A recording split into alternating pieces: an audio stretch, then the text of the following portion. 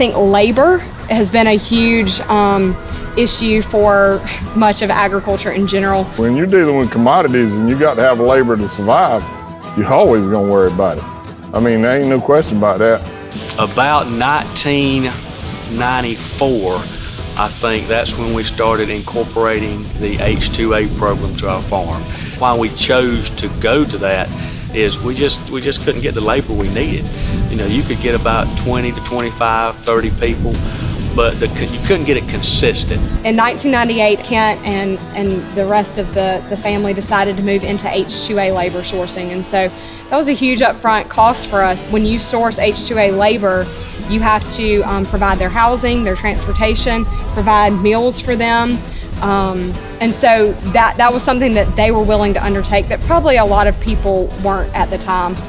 But because of the scope and size of the farm, there wasn't an option. We needed that dependable labor source. This was back years ago, when immigration laws were beginning to kind of be discussed more. We'd had some of those years, we had a couple of those years where INS, paid a lot of the growers to visit, including us. So, it was evident, to us that the handwriting was on the wall. We can't plant the kind of acres that we plant and just hope that we have enough show up that are legal to harvest them. We come to the conclusion that, we can't operate like that. So, did our homework, got with an advisor on the H-2A program, and then we jumped into it head first.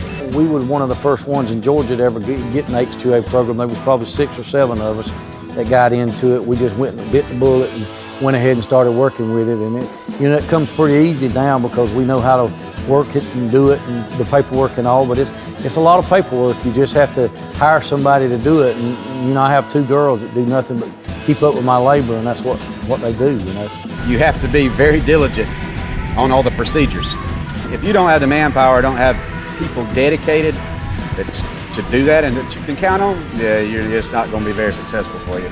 If you don't have the right people that knows what they're doing, you can get in trouble with it in about 2 seconds. And when I say trouble, either your people don't show up or you got problems with the paperwork or something all the time. And it's a continuous challenge.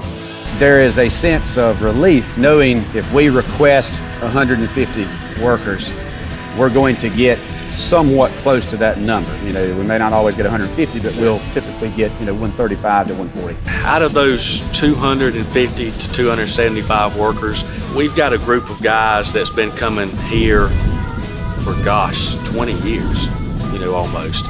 And their family has almost become a part of our family because it's a rollover. They come year after year after year. If we was mistreating these people or they wasn't making money or they wasn't doing good, they wouldn't keep coming back to the farm. All they want to do is support their families just like we do, and that's why they're here, is to work and make money and go back home.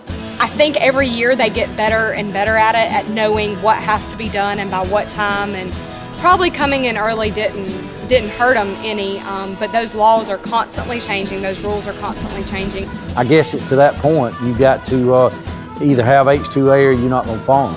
Or you got to get the attention of the legislature and Well, we've been trying to do that for a long time. That's kind of, they listen, but they've got a lot of hurdles to climb just like we do, and they're trying to help us, and we're a lot ahead of ourselves today than what we were 20 years ago.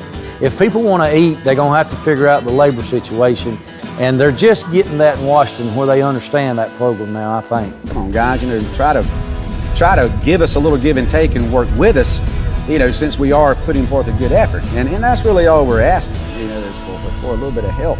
I mean, the expense is one thing, but it's just the sheer magnitude of details that have to be done with it. It's almost borderline overwhelming, to be honest with you.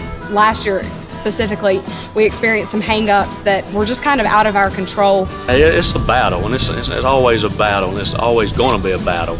But for us, it's worth the cost because we have labor pretty much year-round. Is it difficult to do? Absolutely. Is it cumbersome? Absolutely. Is it expensive? Very much so. We're going to have to utilize these people, or either we're going to have to import our food. And, you don't want to start doing that. The American farmer, we can grow as good a food as anybody, and probably better than anybody.